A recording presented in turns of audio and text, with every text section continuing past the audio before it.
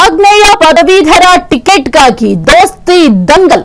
ಇನ್ನು ಪರಿಷತ್ ಆಗ್ನೇಯ ಪದವೀಧರ ಕ್ಷೇತ್ರಕ್ಕಾಗಿ ಜೆಡಿಎಸ್ ಪಟ್ಟು. ಆಗ್ನೇಯ ಪದವೀಧರ ಟಿಕೆಟ್ಗಾಗಿ ದೋಸ್ತಿ ದಂಗಲ್. ಪರಿಷತ್ ಆಗ್ನೇಯ ಪದವೀಧರ ಕ್ಷೇತ್ರಕ್ಕಾಗಿ ಜೆಡಿಎಸ್ ಬಿಗಿಪಟ್ಟು. ಬಿಜೆಪಿ ವರಿಷ್ಠರೊಂದಿಗೆ ಚರ್ಚಿಸುವ ಭರವಸೆ ನೀಡಿದ ಎಚ್.ಡಿ. ಕುಮಾರಸ್ವಾಮಿ. ಈಗಾಗಲೇ ಬಿಜೆಪಿ ಆಗ್ನೇಯ ಕ್ಷೇತ್ರಕ್ಕೆ ಅಭ್ಯರ್ಥಿ ಫೈನಲ್ ಆಗಿದೆ. ಅಭ್ಯರ್ಥಿ ಘೋಷಣೆ ಆಗಿದ್ರು ಕೂಡ ಅದೇ ಕ್ಷೇತ್ರಕ್ಕೆ ಜೆಡಿಎಸ್ ಪಟ್ಟು ಹಿಡಿದುಕೊಂಡಿದೆ. ಈಗಾಗಲೇ ಒಂದು ಸುತ್ತಿನ ಮಾತುಕತೆಯನ್ನು ಕೂಡ ಕುಮಾರಸ್ವಾಮಿ ಅವರು ನಡೆಸಿದ್ದಾರೆ. ಆದ್ರೆ ಯಾವುದೇ ನಿರ್ಧಾರವನ್ನ ತಿಳಿಸದ ಬಿಜೆಪಿ ಹೈಕಮಾಂಡ್ ಮತ್ತೊಮ್ಮೆ ವರಿಷ್ಠರ ಜೊತೆ ಮಾತುಕತೆಗೆ ದಳಪತಿ ಪ್ಲಾನ್ ಮಾಡಿಕೊಂಡಿದ್ದಾರೆ. ಇದೇ ವಾರದಲ್ಲಿ ಅಮಿತ್ ಶಾ ಜೊತೆ ಕುಮಾರಸ್ವಾಮಿ ಅವರು ಚರ್ಚೆ ಕೂಡ ಮಾಡಲಿದ್ದಾರೆ.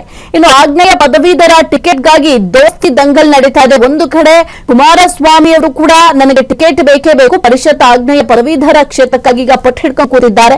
ಈಗ ಆಲ್ರೆಡಿ ಒಂದು ಆಗ್ನೇಯ ಕ್ಷೇತ್ರಕ್ಕೆ ಅಭ್ಯರ್ಥಿಯನ್ನು ಬಿಜೆಪಿ ಅವರು ಫೈನಲ್ ಮಾಡಿದ್ದಾರೆ. ಹಾಗಾಗಿ ಫೈನಲ್ ಆಗಿರುವಂತಹ ಕ್ಷೇತ್ರವನ್ನ ಹೇಗೆ ಬಿಟ್ಕೊಡ್ಲಿಕ್ಕೆ ಸಾಧ್ಯ ಆಗುತ್ತೆ ಅಂತ ಬಿಜೆಪಿ ಅವರು ಹೇಳ್ತಾ ಇದ್ರೆ, ಇಲ್ಲ ನನಗೆ ಅದೇ ಕ್ಷೇತ್ರವೇ ಬೇಕು ಅಂತ ಜೆಡಿಎಸ್ ನವರು ಕೂಡ ಬಿಗಿ ಪಟ್ಟನ್ನ ಇಟ್ಕೊಂಡು ಕೂತಿದ್ದಾರೆ. ಸದ್ಯಕ್ಕಂತೂ ಆ ಒಂದು ಸುತ್ತಿನ ಮಾತುಕತೆಯನ್ನು ಕೂಡ ಕುಮಾರಸ್ವಾಮಿ ಅವರು ನಡೆಸಿದ್ದಾರೆ. ಆದ್ರೆ ಯಾವುದೇ ರೀತಿಯ ನಿರ್ಧಾರವನ್ನು ಕೂಡ ಬಿಜೆಪಿ ಹೈಕಮಾಂಡ್ ಈ ಒಂದು ವಿಚಾರಕ್ಕೆ ಸಂಬಂಧಪಟ್ಟಂತೆ ತಿಳಿಸಿಲ್ಲ. ಮತ್ತೊಮ್ಮೆ ವರಿಷ್ಠರ ಜೊತೆ ಮಾತುಕತೆ ಮಾಡಲಿಕ್ಕೆ ದಳಪತಿ ಅವರು ಕೂಡ ಪ್ಲಾನ್ ಮಾಡ್ಕೊಂಡಿದ್ದಾರೆ. ಮತ್ತೊಮ್ಮೆ ಕನ್ವಿನ್ಸ್ ಮಾಡುವ ಪ್ರಯತ್ನ ಕೂಡ ಮಾಡ್ತಾರೆ. ಇನ್ನು ಇದೇ ವಾರದಲ್ಲಿ ಅಮಿತ್ ಶಾ ಜೊತೆ ಕುಮಾರಸ್ವಾಮಿ ಅವರು ಚರ್ಚೆ ಕೂಡ ಮಾಡ್ತಾರೆ.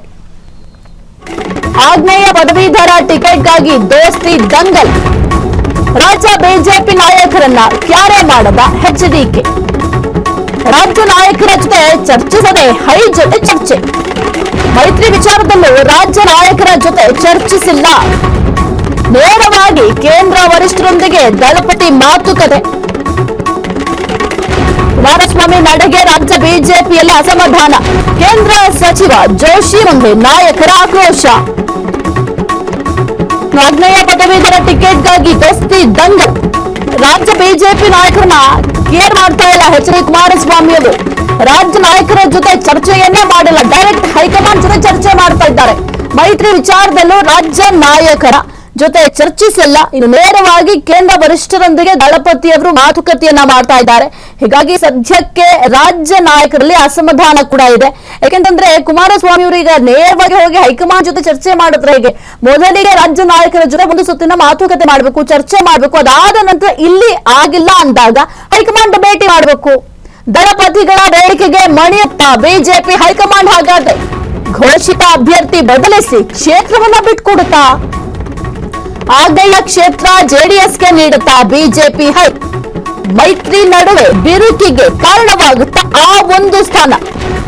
ದಳಪತಿಗಳ ಬೇಡಿಕೆ ಸದ್ಯಕ್ಕೆ ಬಿಜೆಪಿ ಹೈಕಮಾಂಡ್ ಮಣೆ ಹಾಕುತ್ತಾ? ಜೊತೆಗೆ ಘೋಷಿತ ಅಭ್ಯರ್ಥಿಯನ್ನ ಬದಲಿಸಿ ಆ ಒಂದು ಕ್ಷೇತ್ರವನ್ನ ಬಿಟ್ಕೊಡ್ಲಿಕ್ಕೆ ಮನಸ್ಸು ಮಾಡುತ್ತಾ ಹೈಕಮಾಂಡ್? ಇನ್ನು ಆಗ್ನೇಯ ಕ್ಷೇತ್ರ ಜೆಡಿಎಸ್ಗೆ ನೀಡೋದಕ್ಕೆ ಬಿಜೆಪಿ ಸಮ್ಮತಿಯನ್ನ ಸೂಚಿಸುತ್ತಾ? ಮೈತ್ರಿ ನಡುವೆ ಬಿರುಕಿಗೆ ಇದೊಂದು ಸ್ಥಾನ ಕಾರಣ ಆಗುತ್ತೆ ಎಂಬ ಪ್ರಶ್ನೆ ಕೂಡ ಸದ್ಯಕ್ಕೆ ಮುಡ್ತಾ ಇದೆ.